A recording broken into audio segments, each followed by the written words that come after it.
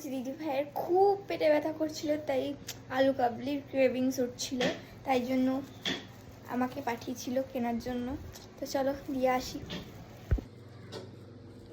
ইমা তুই ঘুমাচ্ছে? ঠিক আছে ছাড়ো, আমি খেয়ে নি।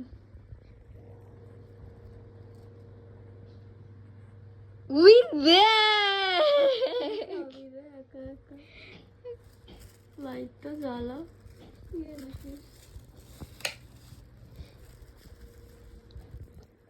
তুমি তো ঘুমাচ্ছিলে। ঘুমাচ্ছিলাম তো কি হয়েছে? তুই উঠলে কি করে? হুট করে ন্যাপ নেওয়া। তুই তো ঘুমাচ্ছিলি, উঠলে কি করে? ভালো গন্ধ পাচ্ছি না এটা তোমার জন্য না, এটা আমার জন্য। একটা ভালো গন্ধ। কি আছে এটা?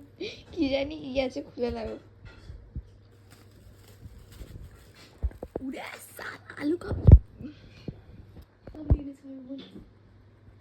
একটা বাটি নিয়ে আয় বলি। গামলা আলু কাবলি পড়ে যাবে আস্তে। ও আমার তো দেখেই মানে মুখ থেকে জল বেরিয়ে যাচ্ছে। আমি আগে বাবা এতগুলো চামচ দিয়েছে কেন জানি না, মানে বুঝে ওর থেকে আলু কাবলি নিয়ে নিয়ে ও বুঝে গেছে যে আমাদের বাড়িতে রাবণের বংশ আছে। কারণ যখনই আলু কাবলি আনা হয়, এটা তো জাস্ট আমার বোন আমার জন্য এনেছে, কারণ আমার বলছিলাম যে আমার একটু আলু কাবলি খেতে ইচ্ছে করছে, আমার পিরিয়ডস হয়েছে, পেটে ব্যথা করছে, কিছু ভালো লাগছে না, ঝিমিয়ে আছি। তো ও দেখি নিয়ে এসছে, বলছিল না আমি আনতে যাব না, হঠাৎ করেই নিয়ে এসছে। যাই হোক, কিন্তু আলু কাবলি আর এতগুলো আমার দিয়েছে কেন? আমি কি করে জানবো? উনি বুঝে গেছে আমাদের বাড়িতে এত পার্সন আছে, জু ফ্যামিলি। কেমন লাগছে? বেশি করে ঝাল দিতে বলেছি তোমার জন্য।